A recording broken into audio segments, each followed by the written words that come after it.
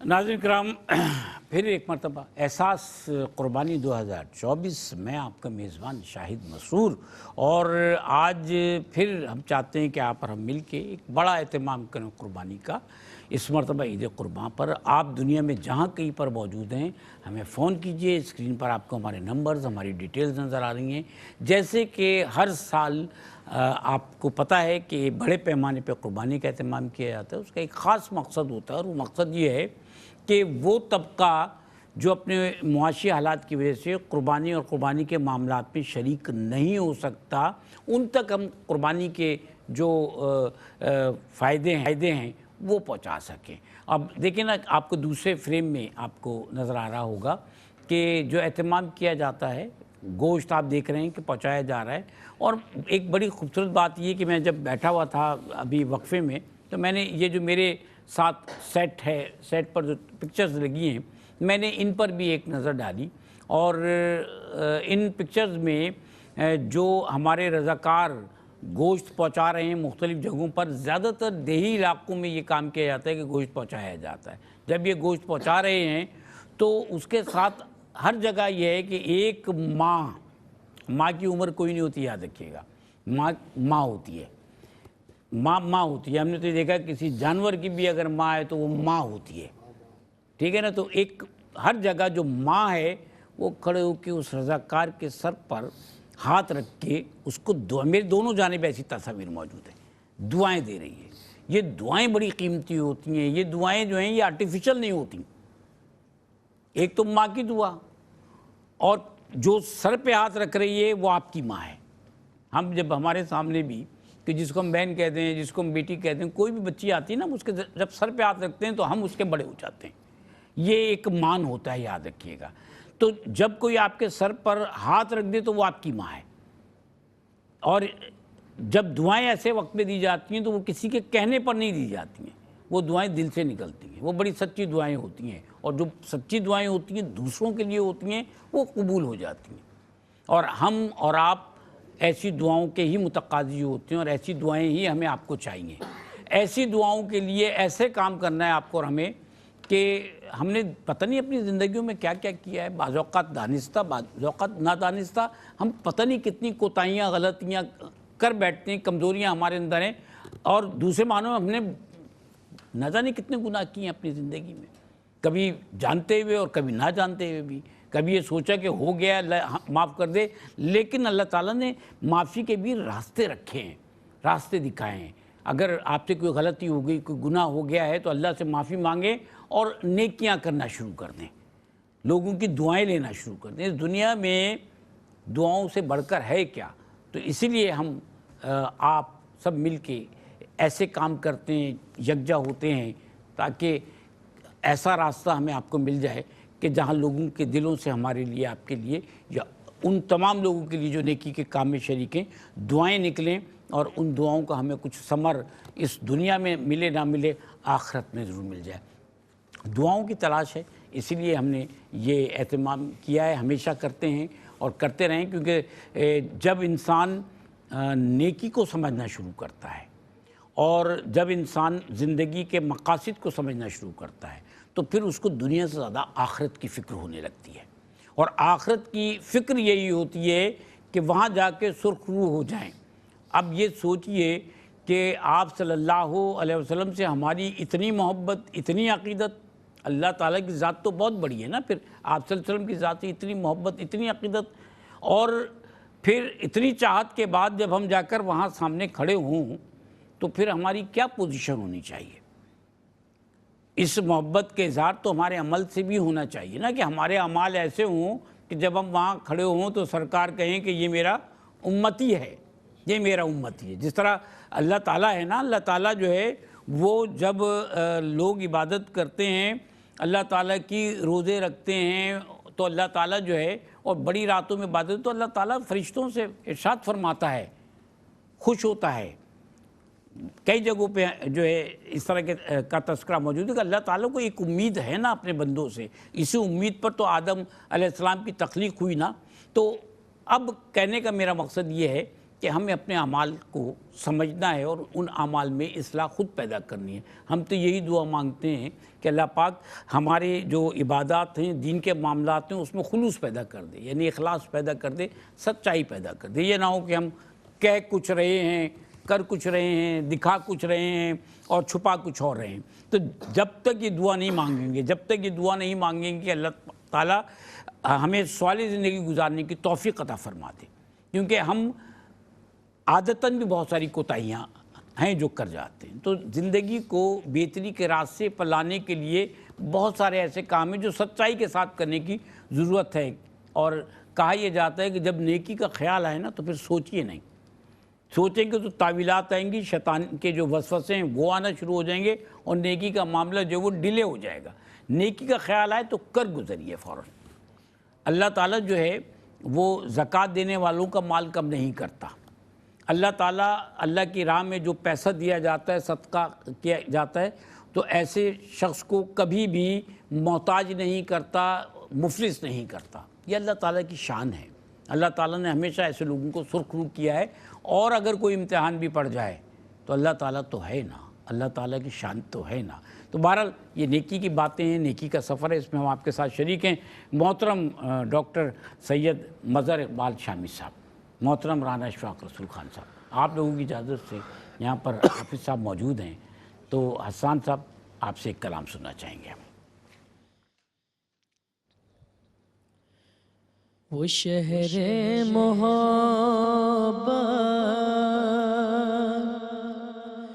جہاں مصطفیٰ ہے، وہیں گھر بنانے کو جی چاہتا ہے۔ وہ شہر محبت جہاں مصطفیٰ ہے، وہیں گھر بنانے کو جی چاہتا ہے۔ وہ سونے سے کر کر وہ چاندی سی مٹی نظر میں بسانے کو جی چاہتا ہے۔ وہ سونے سے کر کر وہ چاندی سی مٹی نظر میں بسانے کو جی چاہتا ہے۔ جہاد محبت کی آواز گونجی، کہا ہر زلان نے یہ دلہن سے اپنی۔ جہاد محبت کی آواز گونجی، کہا ہر زلان نے یہ دلہن سے اپنی۔ اجازت اگر دو تو جام شہادت لبوں سے لگانے کو جی چاہتا ہے۔ اجازت اگر دو تو جام شہادت لبوں سے لگانے کو جی چاہتا ہے۔ جو پوچھا نبی نے کہ کچھ گھر بھی چھوڑا، تو صدیق اکبر کے ہونٹوں پہ آیا۔ جو پوچھا نبی نے کہ کچھ گھر بھی چھوڑا، تو صدیق اکبر کے ہونٹوں پہ آیا۔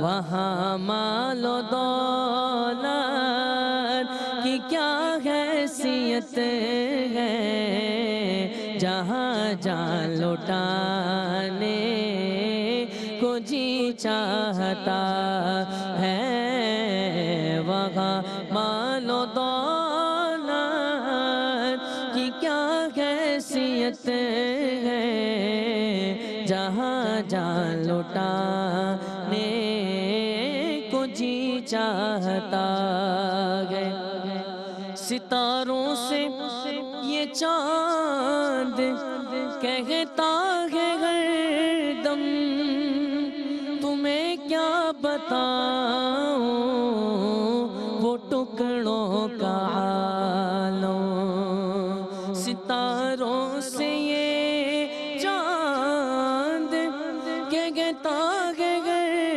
دم تمہیں کیا بتاؤں وہ ٹکڑوں کا عالم اشارے میں آقا کہ اتنا مزہ تھا کہ پھر ٹوٹ جانے کو جی چاہتا ہے اشارے میں آقا کہ اتنا مزہ تھا کہ پھر ٹوٹ جانے کو جی چاہتا ہے وہ سونے سے کر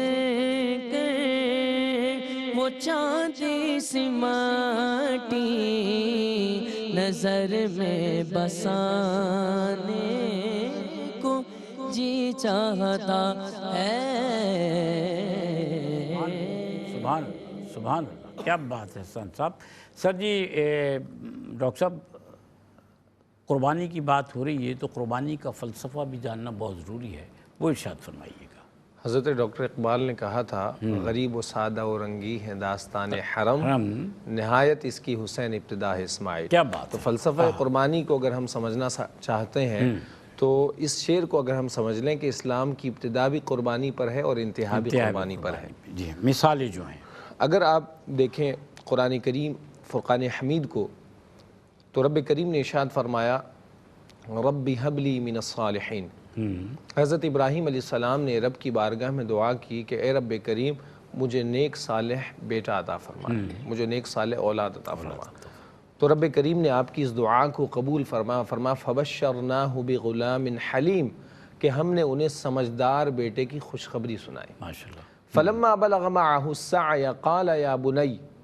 جب آپ بعض روایتوں میں کہ 7 سال اور بعض میں کہ 13 سال کی جب عمر کو پہنچے قال یا بنی انی ارى فی المنام انی اذبحک فانظر ماذا ترى آپ نے اپنے شہزادے اور اپنے لخت جگر سے کہا کہ بیٹا میں نے یہ خواب دیکھا ہے کہ میں تمہیں ذبح کر رہا ہوں بتائیے آپ ماذا ترى آپ کی کیا رائے ہے قال یا ابت افعل ما تؤمر اے میرے پیارے بابا جان آپ وہ کر گزریں جس کا آپ کو حکم دیا گیا اچھا یہاں پہ قرآن کریم کا جو لفظ ہے یا بنی اچھا گرامر کے لحاظ سے اگر بات کریں تو یہ اس تصغیر ہے اور یہ پیار کے لیے لفظ استعمال کیا فرمایا یا بنی اے میرے پیارے بیٹے ویسے ابنی کا مطلب ہوتا میرا بیٹا لیکن فرمایا یا بنی اے میرے پیارے بیٹے تمہاری کیا رائے تو آپ نے فرمایا آپ وہ کر گزریں جس کا آپ کو حکم دیا گیا کیا بات ہے سبحان قال یا ابت افعل ما تؤمر آپ وہ کر گزریں جس کا آپ کو حکم دیا گیا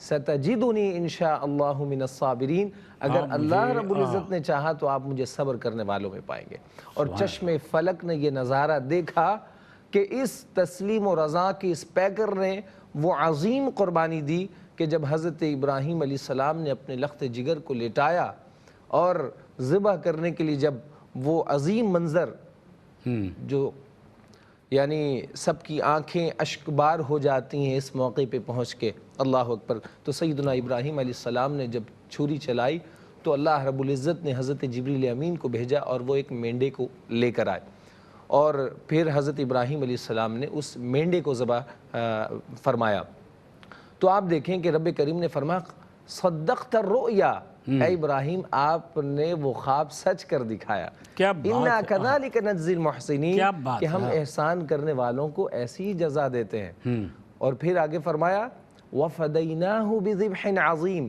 کہ ہم نے ذبح عظیم کے بدلے میں آپ کی قربانی کو قبول فرما لیا۔ تو آپ دیکھیں کہ سیدنا ابراہیم علیہ السلام نے، کون اپنے بیٹے کو قربان کرتا ہے؟ اگر ہم سے اگر کوئی ایسا مطالبہ ہو تو ہم 10 بار سوچیں گے بھئی بیٹے کو ذبح کرنا، لیکن یہ اللہ کے نبی علیہ السلام ہے، اور انبیاء علیہ السلام کے جو خواب ہوتے ہیں وہ وحی الہی ہوتے ہیں، بلا شبہ۔ تو اس میں کوئی شک و شبہ کی گنجائش ہی نہیں ہے، اور پھر آپ نے وہ سچ کر دکھایا، اور اللہ کریم نے آپ کی اس عظیم قربانی کو قبول فرمایا۔ ماشاءاللہ تو مین چیز کیا تھی؟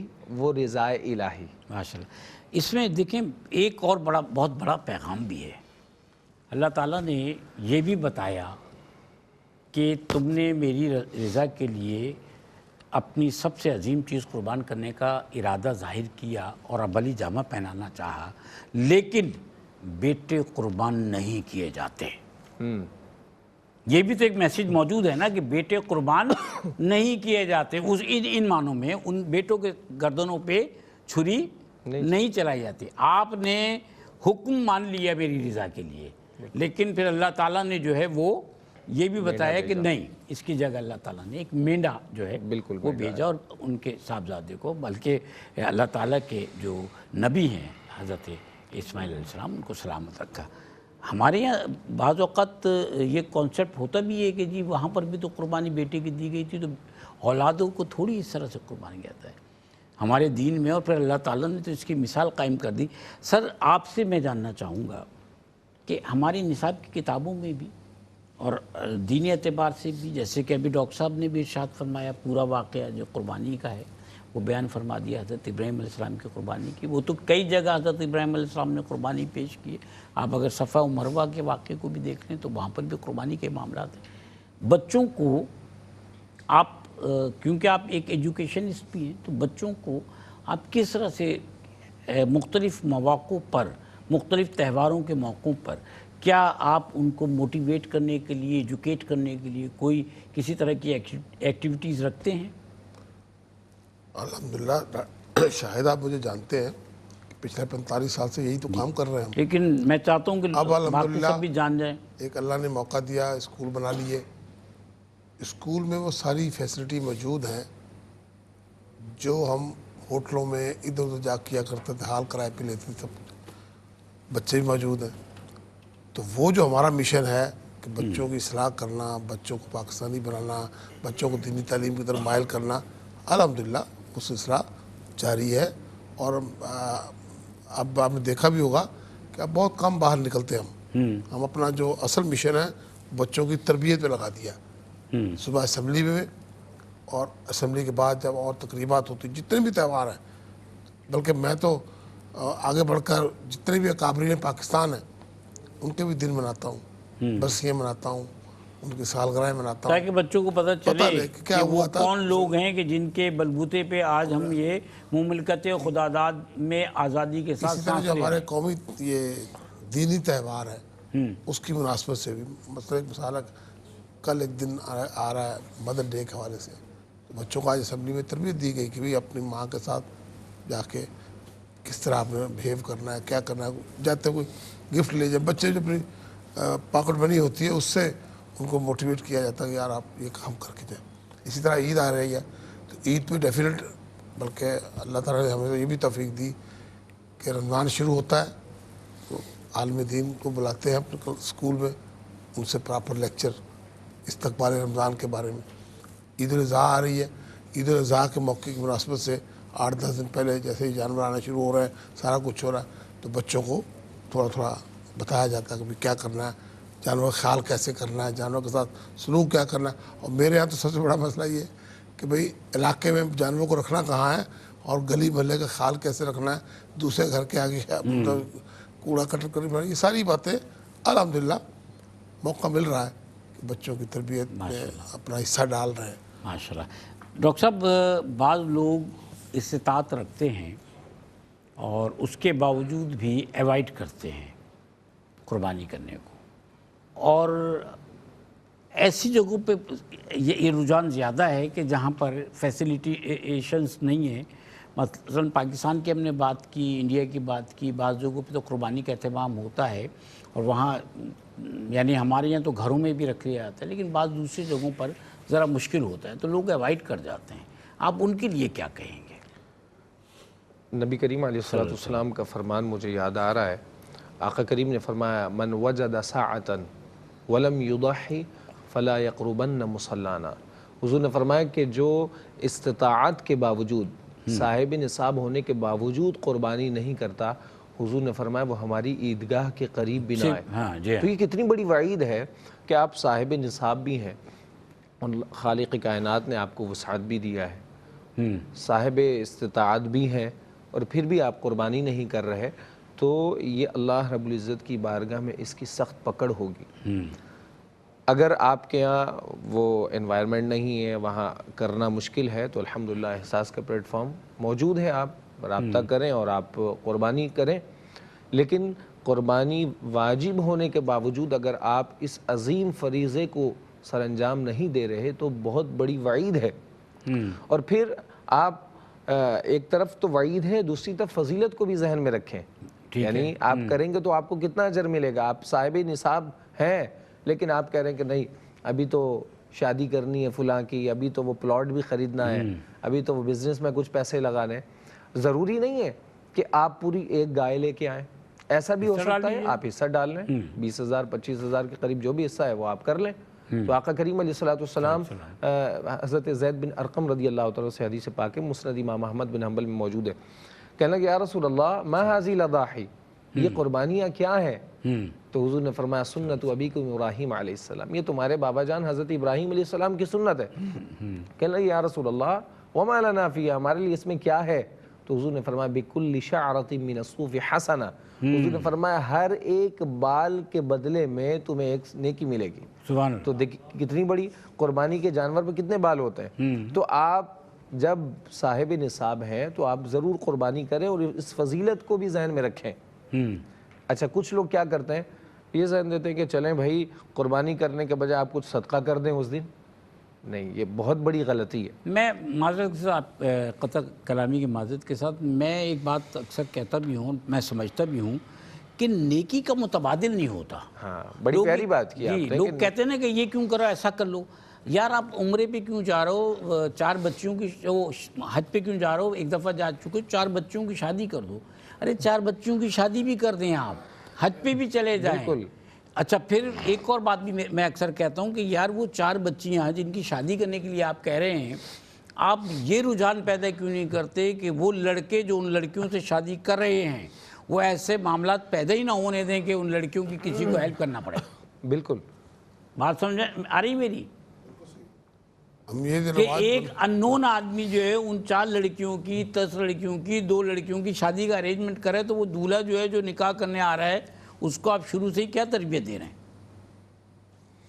ایسا ہی تو ہمارے یہ بہت ہو گیا ہے کہ آپ مسجد میں پیسے دے دیں، ارے مسجد میں بھی پیسے دیں، مسجد میں کیوں نہ دیں پیسے؟ اور خاص طور پہ جو چیز واجب ہے جی اس کا کوئی متبادل نہیں ہے مین اور اب وہ حضور نبی کریم علیہ السلام کا فرمان بھی ہے جی کہ ما عمل آدمی من عمل یوم النحر احب الی اللہ من احراق الدم۔ آقا کریم فرماتے ہیں کہ ابن آدم کا کوئی عمل قربانی کے دن جانور کے خون بہانے سے کوئی اس سے زیادہ کوئی عمل افضل نہیں ہے۔ بتائیے آپ۔ تو آپ اس دن اربوں روپے صدقہ کر دیں جی اور آپ ایک طرف ایک حصہ ملا لیں تو وہ اربوں روپے کا صدقہ کرنا اس کے برابر نہیں ارے ہو سکتا۔ زندگی کو اپنے بنائی اس ڈھب سے لیں کہ ایک نوالا کھائیں ایک نوالا کھلائیں، بس۔ تو جو عمل بھی آپ کریں گے اس میں آپ کو روٹین بن جائے گا نا۔ اور کیا جاتا آپ مجھے بتائیے، اگر میں اور آپ کہیں بیٹھیں 2 میں سے 1 روٹی کھا لیں، 1 کسی کو کھلا دیں تو کیا ہم بھوکے رہ جائیں گے؟ بالکل بھوکے نہیں رہیں گے، اور بلکہ میڈیکل سائنس کہتی ہے اور اچھے ہو جائیں گے۔ بالکل آپ کچھ کہہ رہے تھے؟ ہاں میں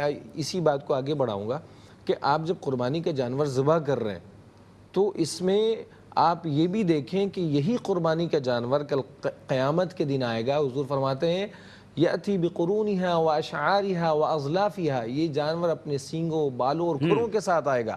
وَإِنَّ الدَّمَ لَيَقَعُ مِنَ اللَّهِ بِمَكَانٍ قَبْلَ أَن يَقَعَ مِنَ الْأَرْضِ فَطِيبُوا بِهَا نَفْسًا۔ حضور فرماتے ہیں کہ اس جانور کا خون زمین پر گرنے سے قبل ہی اللہ کی بارگاہ میں محبوب و مقبول ہو جاتا ہے۔ تو کیا فرمایا کہ قربانی خوش دلی سے کرو، تو ہمیں قربانی خوش دلی سے کرنی چاہیے۔ اور نبی کریم علیہ السلام کے جو پیارے نواسے ہیں حضرت امام سیدنا حسن رضی اللہ تعالیٰ، آپ فرماتے ہیں کہ جو شخص قربانی کر رہا ہے وہ خوش دلی سے کرے، کیونکہ یہ جانور کان لہ حجابا من النار، یہ جانور کل قیامت کے دن دوزخ کی آگ سے آڑ بن جائے گا۔ یعنی آپ قربانی کے جانور جو ذبح کر رہے ہیں، دراصل یہ جانور کو ذبح کرنا آپ کو دوزخ کی آگ سے بچا لے گا۔ کیا بات ہے، ماشاءاللہ۔ اچھا ناظرین کرام، میرے کان میں اصل میں اعلانات ہوتے رہتے ہیں، تو جیسے کہ میں نے آپ سے کی خدمت میں عرض کیا تھا کہ ہمارے بہت سارے ایسے ویورز ہیں جو یو کے میں یا یو ایس اے میں موجود ہیں، تو وہ جو ہے کیونکہ ہماری یہ نشریات یو کے میں بھی یعنی انگلینڈ وغیرہ میں بھی ہمارے ناظرین دیکھ رہے ہیں، اور یو ایس اے میں امریکہ وغیرہ میں بھی دیکھ رہے ہیں، تو ایسے بہت سارے ہمارے ناظرین ہیں کہ جو جب ہمیں کال کرتے ہیں تو لوکل نمبرز پہ کال کرتے ہیں۔ لوکل نمبرز پہ کال کرنا آسان رہتا ہے، اور پھر میں وہی بات دہراؤں گا کہ اب اصل میں وہ جو ٹیلی فون کال ہے نا، وہ جو پہلے کیا کہلاتی تھی، آئی ایس ٹی ڈی کہلاتی تھی نا، تو وہ اب رجحان ذرا کم ہو گیا ہے، لوگ وہ کال کم کرتے ہیں۔ ہم تک بہرحال یو کے سے مسز غلام حنف علی جو ہیں محترمہ، ان کا ایک میسیج مجھ تک پہنچا ہے کہ انہوں نے 250 پاؤنڈز 250 پاؤنڈز جو ہیں وہ قربانی کے لیے وہ انہوں نے اپنا جو ہے وہ حصہ دیا ہے، اور اس میں انہوں نے کہا ہے کہ انڈیا میں یہ قربانی ان کی طرف سے کی جائے۔ اچھا، انڈیا میں پہلے بتا چکا تھا، باقی ہمارے جو سننے والے ہیں وہ ایک دفعہ پھر سن لیں کہ انڈیا میں مکمل گائے جو 175 پاؤنڈز میں ہے، اور 25 پاؤنڈز میں جو ہے گائے میں حصہ ہے۔ تو اس طرح جو انہوں نے دیا ہے وہ 3 حصے اور ایک مکمل گائے جو ہے وہ انہوں نے انڈیا کے لیے کہا ہے۔ تو بہرحال مسز غلام حنف علی صاحبہ، آپ کا بہت شکریہ، اور اس کے علاوہ بھی ہمارے جو ہے وہ لوکل نمبرز پہ اور ہماری ہاٹ لائن پہ ہمارے بہت سارے جو بہن بھائی ہیں انہوں نے اپنی جو قربانی کے سلسلے ہیں اس لیے کہا ہے۔ مسز غلام حنف علی صاحبہ نے یہ بھی فرمایا ہے کہ ان کی فیملی میں جتنے بھی مرحومین ہیں ایک دفعہ ان کے لیے دعائے مغفرت فرما دیجیے۔ الحمدللہ رب العالمین والعاقبۃ للمتقین والصلاة والسلام علی اشرف الانبیاء والمرسلین، یا اللہ یا رحمن یا رحیم یا کریم۔ احساس فاؤنڈیشن کے تحت جو بھی پروگرام چل رہا ہے، جو ناظرین دیکھ رہے ہیں، اے اللہ تمام کی دل جائز مرادوں کو پورا فرما۔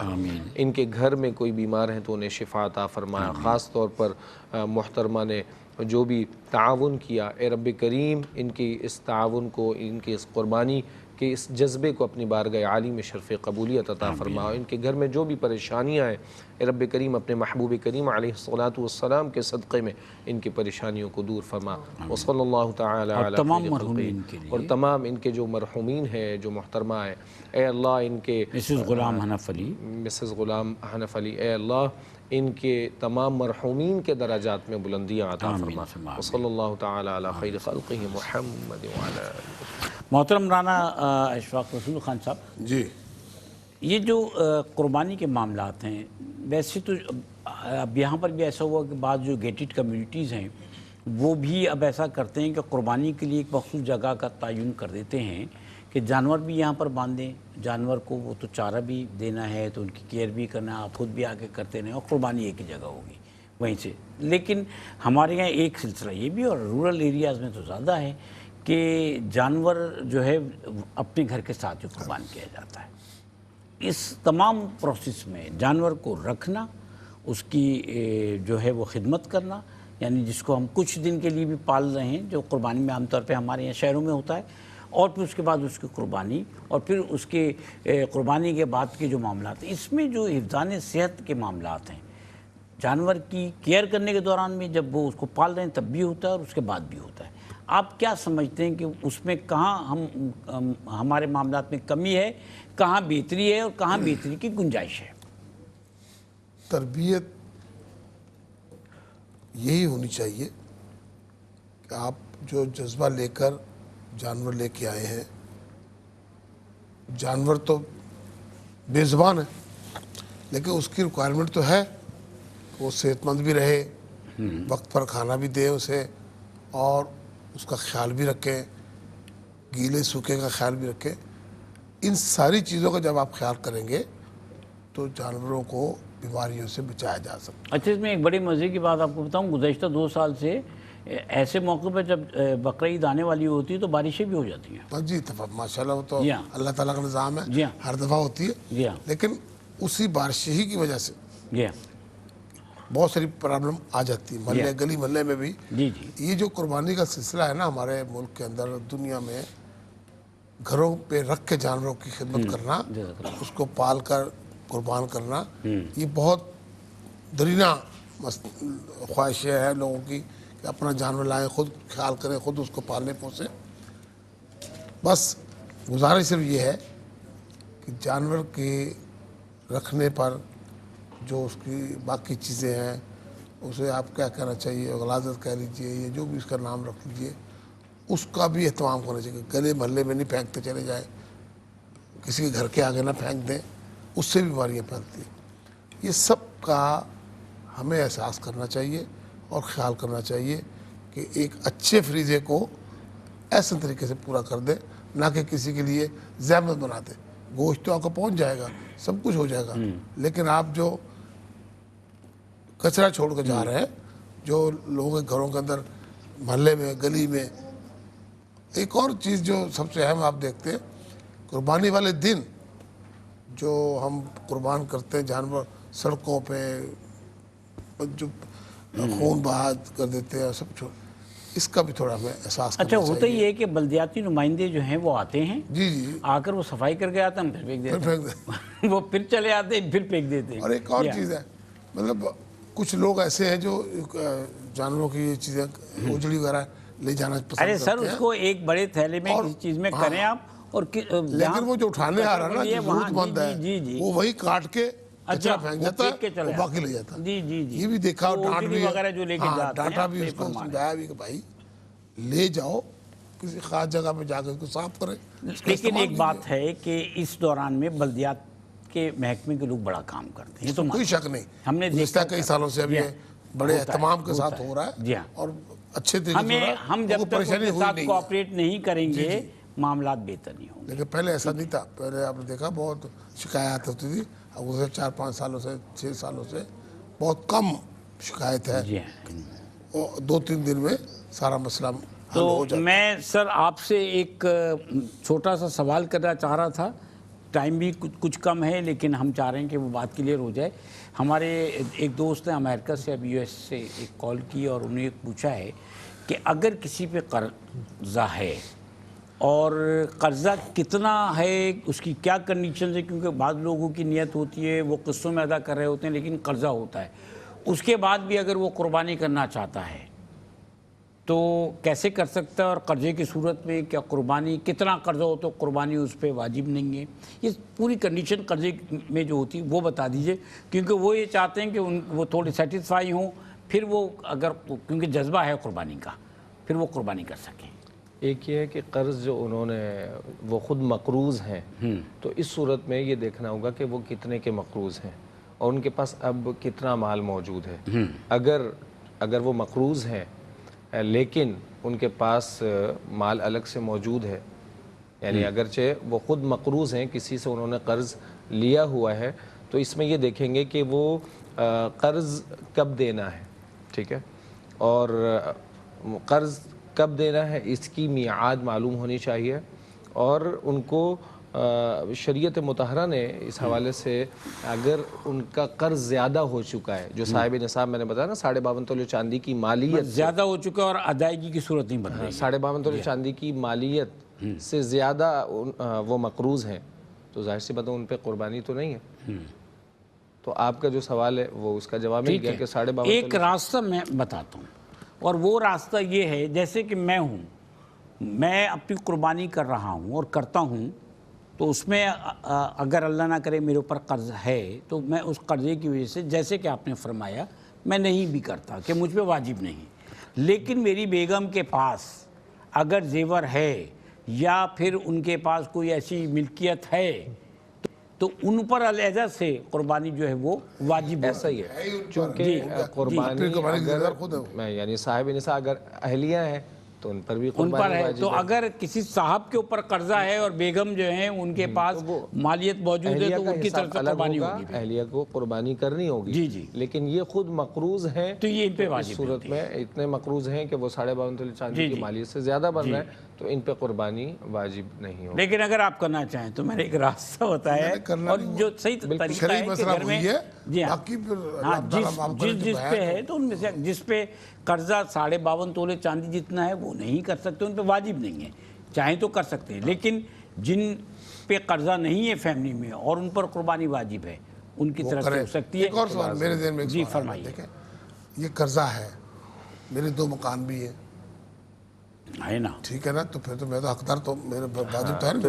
ایک پہ میں خود رہتا ہوں اس پہ نہیں ہے، لیکن جس کا کرایہ آ رہا ہے جو کچھ بھی آ رہا ہے. اس حوالے سے میں عرض کرتا چلوں کہ ضرورت سے زائد میں نے عرض کیا تھا پلاٹ یا آپ کی کوئی دکان ہے یا کوئی مال تجارت موجود ہے تو آپ پر قربانی لازم ہے. حتیٰ کہ فقہاء نے یہاں تک لکھا کہ آپ جس گھر میں رہ رہے ہیں اور اس کا ایک کمرہ یا کچھ حصہ ایسا موجود ہے نہیں، آپ جس گھر میں رہ رہے ہیں اس میں ایک کمرہ یا کچھ حصہ ایسا موجود ہے کہ سردی گرمی میں وہ کام نہیں آتا، اچھا تو اب اس حصے کی قیمت مارکیٹ ویلیو کے حساب سے آپ پتہ کریں کتنی ہے 52.5 تولے اور اگر وہ پہنچ گئی تو آپ پہ قربانی لازم ہے.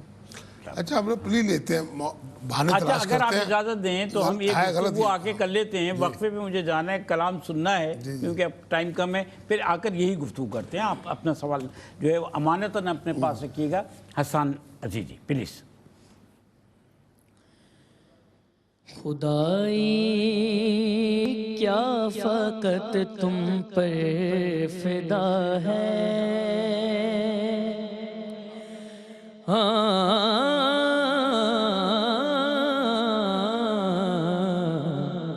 خدائی کیا فقط تم پر فدا ہے،